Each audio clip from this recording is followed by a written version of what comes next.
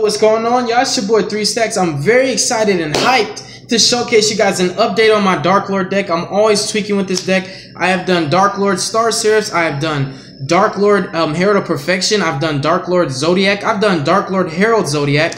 I've done the Darklord Lockdown. This is a new updated version on the Darklord Lockdown. I've also done pure Darklords. So I've tried to, tweak with it. Another cool idea is Darklord Time Lords. It'll actually work if you guys want to try that out. But this is an updated version on my Lockdown version. I just love the Lockdown variant. What pressure it puts on the board and skips your turn. It's just so cool. And it's annoying to play against. So without further ado, we are going to hop into this deck profile. We are rocking 3 copies of Yugioh. Thick thighs. Really nice. Draw power of the deck. Really cool. Because she's basically one of the main ones you're going to be using.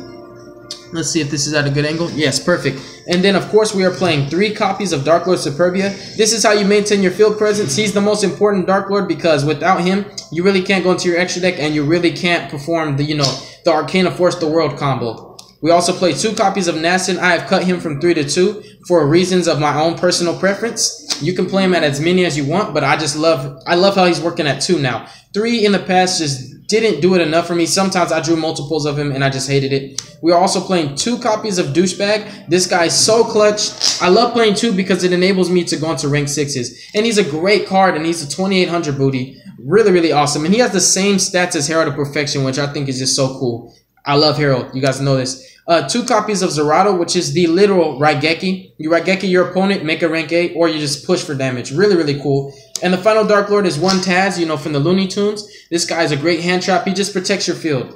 And moving forward to the lockdown portion, we play 3 copies of Arcana Force the World. This guy in this deck can literally skip your opponent's turn, and it's so easy to do it. You can special summon him using Valhalla Hall of the Fallen.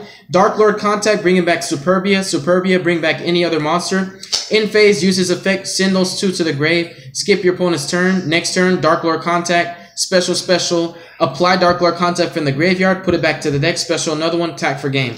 Really broken. This guy skips your opponent's turn and then OTK. And if you can't OTK during your second free turn after skipping your opponent's turn, just special summon Archlord Christia and make sure that they can't play anyways. The only deck that this does not do anything to is True Dracos. But True Dracos is not the only deck in the world. So that sums up the monster count.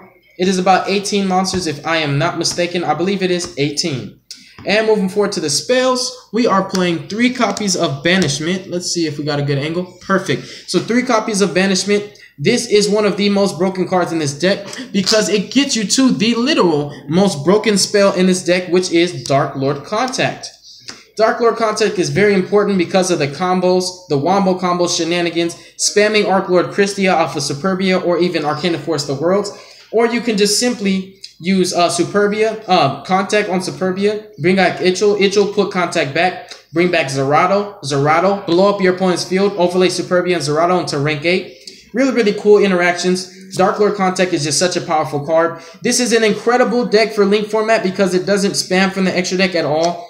Most of the time, you're just playing main deck beatdown with your Darklord Zerato. Most of the time, you're just trying to Raigeki your opponent and push for damage.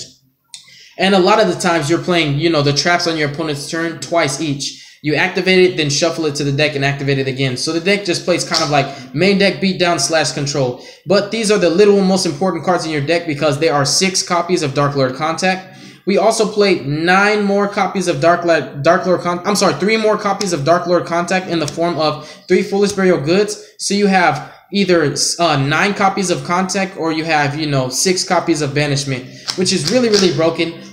Foolish Burial Goods is so flexible and powerful in this deck because it doesn't just do what it does. Of course, I love to play Metaphors Fusion with Foolish Burial Goods. I think it's such a cool idea that I came up with to play Foolish Burial Goods and Metaphors Fusion.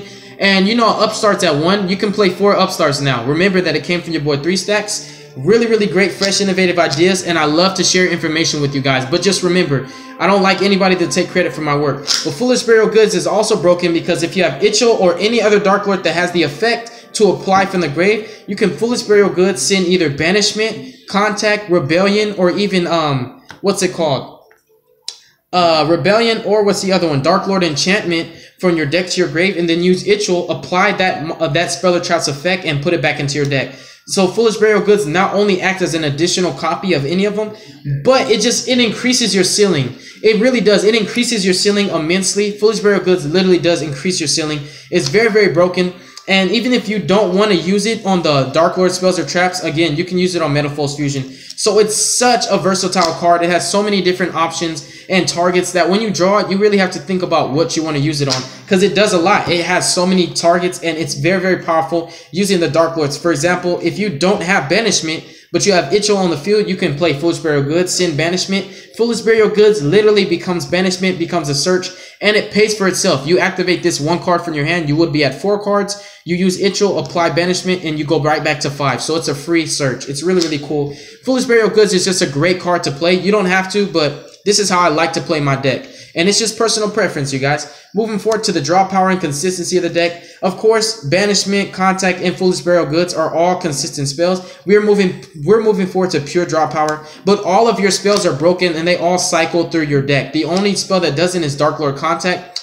But Darklord Contact can also spam through your deck because cycle through your deck, because you can activate it, bring back Yugioh, and then use Yugioh to apply Banishment and then search anyways. So all of your spells get you some sort of search or draw, which makes this deck uber consistent and broken. So anyways, we're playing 3 copies of the sauce. You do not have to play this card at all. It is personal preference. I just love the plussing and the fact that everything that you need is at 3. So Pot of Desires naturally does not hurt this deck at all. And I love playing it at 3 because I want to see it right away. You do not have to play it at 3. In fact, you don't have to play it at all. Build your deck and play it how you want. But I'm just showcasing you guys my deck profile because I love to share fresh ideas and innovation.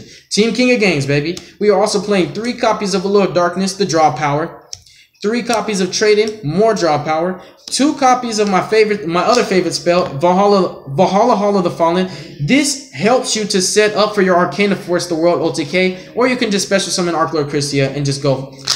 It's a combo overextender, and sometimes you don't have the resources to activate Contact and spam Christia and Yugioh. To spam Superbia and Yugioh. So what you want to do is special summon him first, and then your Contact will bring the 2 monsters that you need to fulfill his effect to, skip your opponent's turn. So this really does help, and I recommend if you're playing Arcana Force the World, play this in your deck. Even if you're playing pure Darklords without Arcana Force, try it out because it does help you to overextend your combos. And sometimes there's no other way to get your field presence, so it just really helps. A really spicy tech, an additional spicy tech, as if there wasn't enough spice and creativity in my deck. Advanced Draw, this is another plus because you can activate Darklord Contact, special summon Superbia and Yugioh, and then use Yugioh's effect to special summon another Darklord from your graveyard by shuffling Contact, then activate Advanced Draw, tributing that monster to draw 2 cards. So it's just a really, really cool card. You don't have to play it, but I just like to play it. Upstart, 1 Day of Peace for more draw power, and Metalfoes Fusion for more draw power. 1 of each of the Darklord traps to sum up the main deck. Now moving forward to the extra deck, and honestly you don't have to play an extra deck. It's just nice to have one. You can play Domain in this deck and just play Tribute Summon Domain if you want. The 3 rank 10s that I love to go into, the Doras and the Sky Palace. And then, of course, we're playing the Spider Engine, and you have 2 different rank 8s with dark rank 8s that you don't ever discard, detach their materials for to summon the spiders, or you can go Lancelot, summon the spiders, and then still use Zombie Sign's actual effect. He's a 4,500 beater, which is incredible. I just like playing the spiders because you have a lot of room in your extra deck.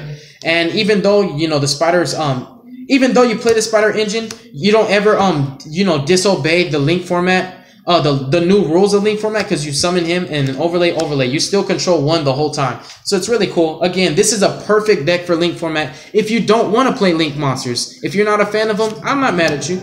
The Galaxy package, overlay. You don't ever disrupt the Link format rulings. Really broken, make boards, break boards. That's what this deck does. Outside, this is kind of like my filler for Titanic Galaxy because I don't have them right now. I sold them and I traded my other one. The rank 7s because you can make them, and also my 1 rank sense is Beatrice. Similar to Foolish Burial Goods, she sends your Darklord spells or traps from your deck to your grave, or Metalfoes Fusion just to activate their effects. When she dies, bring out Virgil. Just some innovation. I love you guys. Make good choices. Don't hurt your brain cells. Be safe. Take good care of your families, and y'all have a beautiful day. Give your honest opinion and feedback on Darklords. They're amazing. That's just my opinion, but I want to hear what you guys think. Deuces.